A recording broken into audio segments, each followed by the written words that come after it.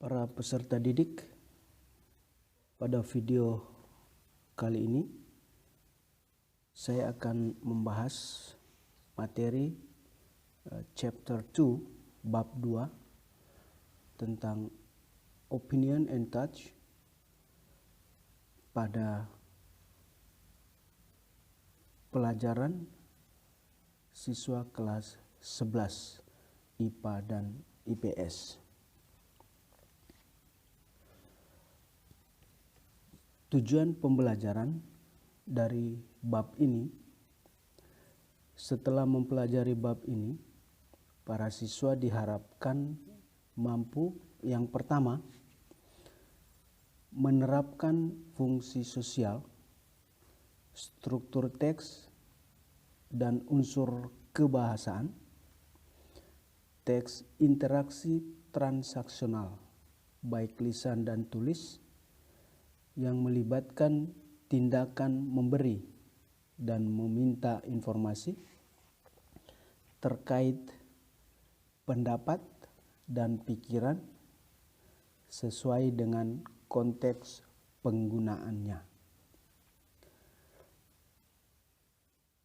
Tujuan pembelajaran yang kedua, setelah mempelajari bab ini, siswa diharapkan mampu menyusun teks interaksi transaksional baik lisan dan tulis, pendek dan sederhana, yang melibatkan tindakan memberi dan meminta informasi terkait pendapat dan pikiran dengan memperhatikan fungsi sosial, struktur teks dan unsur kebahasaan yang benar dan sesuai dengan konteks penggunaannya. Nah, inilah dua tujuan pembelajaran yang diharapkan bisa dilakukan oleh peserta didik kelas 11 pada pembelajaran bab 2 chapter 2 tentang opinion and touch. Baik, kita langsung masuk kepada topik bab ini, yaitu opinion and touch. Opinion, kalau kita melihat arti secara kamus, maka ini artinya pendapat. Sedangkan touch itu artinya pemikiran. Kita akan mempelajari bagian pertama tentang opinion. Baik, what is the meaning of opinion? An opinion is the way you feel or think about something. Jadi, opini itu adalah cara Anda merasakan atau memikirkan sesuatu. An opinion is the way you feel or think about something. Saya ulangi sekali lagi bahwa opini adalah cara bagaimana kita merasakan atau memikirkan sesuatu. Nah, our opinion about something, jadi pendapat kita tentang sesuatu or someone atau seseorang is based on our perspective. Pendapat kita tentang sesuatu atau seseorang itu didasarkan pada sudut pandang kita atau cara berpikir kita. Ini penjelasan tentang bagaimana kita menyatakan sebuah opini tentang something, sesuatu, atau someone, seseorang. Jadi apa yang kita sampaikan pasti didasarkan pada sudut pandang kita atau cara berpikir kita. Nah, yang berikut, whenever we give or express our opinion, jadi setiap kali kita ingin memberikan atau mengungkapkan pendapat kita, it is important to give a reasoning or an example to support our opinion. Penting kita memberikan alasan atau contoh untuk mendukung pendapat kita. Jadi ketika kita mengungkapkan sebuah gagasan atau pendapat kepada orang lain, maka kita juga harus mampu memberikan alasan yang tepat dan bila perlu disertai dengan contoh atau bukti yang dapat mendukung pendapat kita atau apa yang kita sampaikan, sehingga orang yang mendengar itu bisa yakin dengan apa yang kita sampaikan. Yang berikut contoh, for example, some opinion. Saya memberikan contoh ketika ada orang menyampaikan pendapat, kemudian ada yang menanggapinya. Misalnya Anton. Anton mengatakan, I like Harry Potter movie because the magic seems so real. I like Harry Potter movie because the magic seems so real. Anton mengatakan, saya suka dengan film Harry Potter karena keajaibannya tampak begitu nyata. Kalau adik-adik peserta didik pernah menonton Harry Potter, pasti tahu bahwa film Harry Potter itu banyak sekali adegan-adegan yang berhubungan dengan magician. Nah, dari pernyataan Anton ini ditanggapi oleh Bobby. Dia mengatakan, I don't agree with you. Saya tidak setuju dengan kamu. Harry Potter movie are just overrated. Dia mengatakan, saya tidak setuju dengan Anda. Karena film Harry Potter memang terlalu dibesar-besarkan. Nah, ini contoh ketika Anton menyatakan pendapat, kemudian ditanggapi oleh Bobby. Contoh yang kedua, Andre. Andre mengatakan, I like playing card because it is so much fun. Saya suka bermain kartu karena sangat menyenangkan. Tetapi apa yang ditanggapi oleh Bayu? Bayu menanggapinya dengan mengatakan, I don't like playing card because people end up fighting. Saya tidak suka bermain kartu karena orang akhirnya berkelahi. Maksudnya end up fighting itu maksudnya ujung-ujungnya ada perkelahian. Orang berkelahi ketika bermain kartu. Baik, the next let's look at the sentence structure to express opinion. Coba kita lihat struktur teks atau urutan teks ketika kita mengungkapkan sebuah opini. Ada 3 bagian, ada subject, ada verb, and ada object.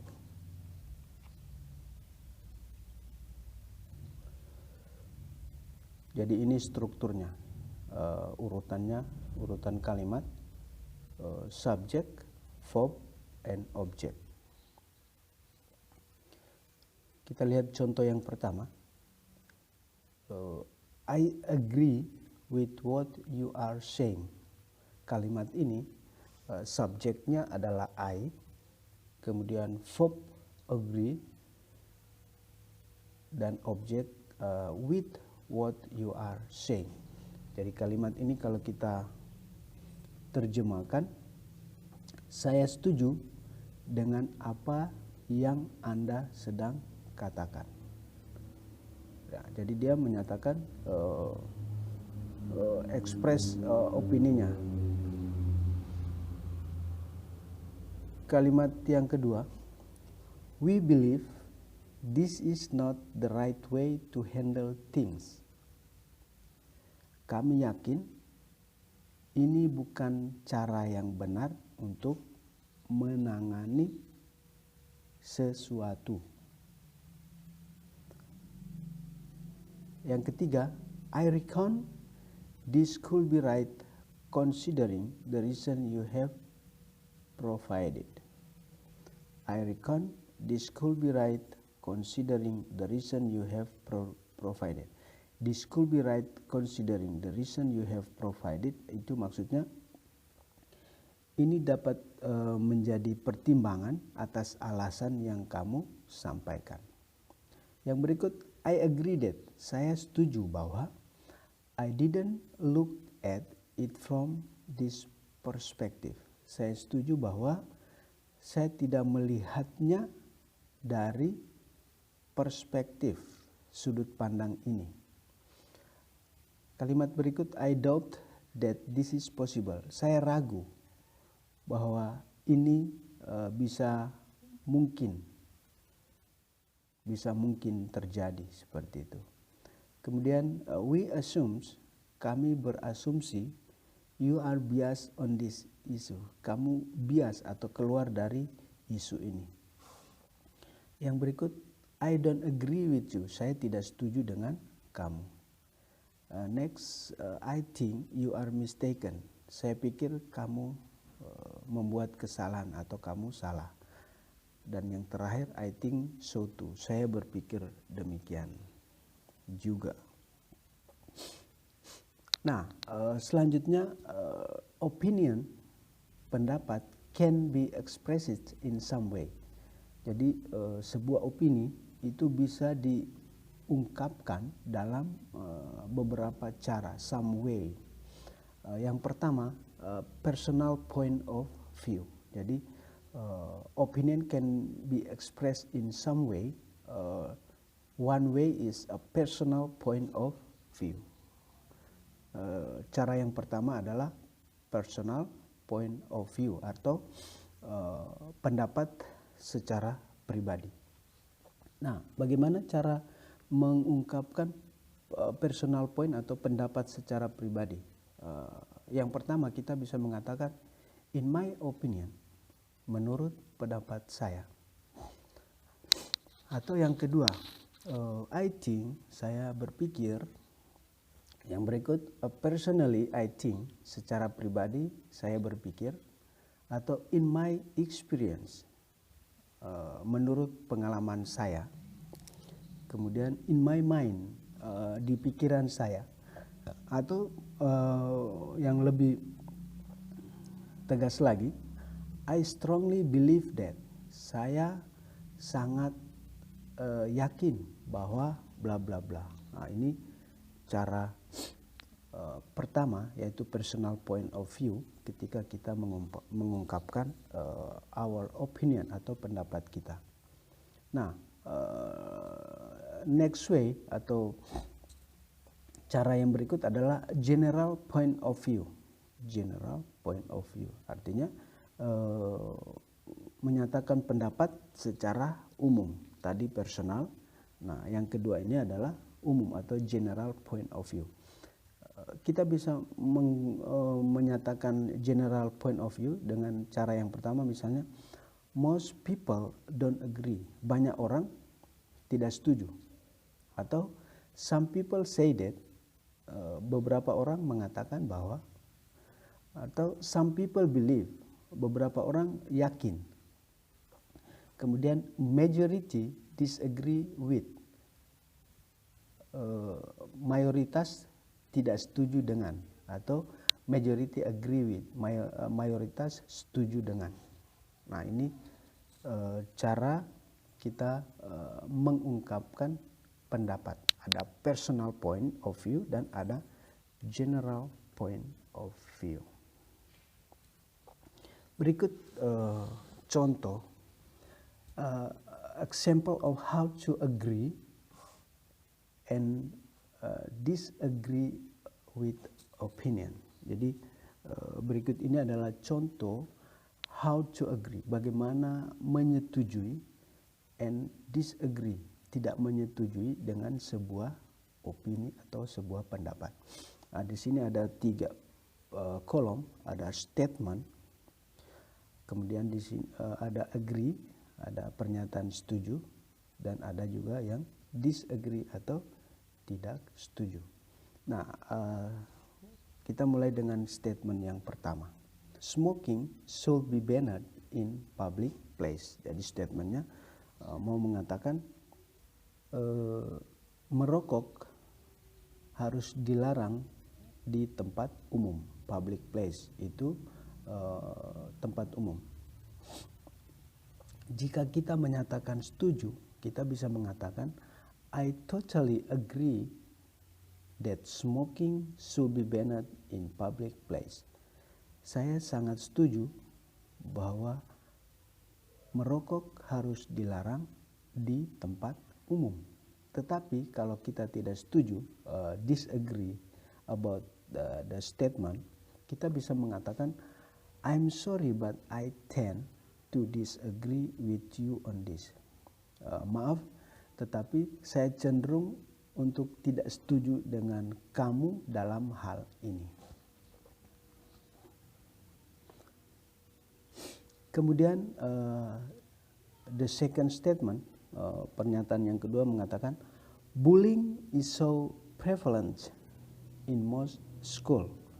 Bullying atau perundungan sangat lazim terjadi di banyak sekolah.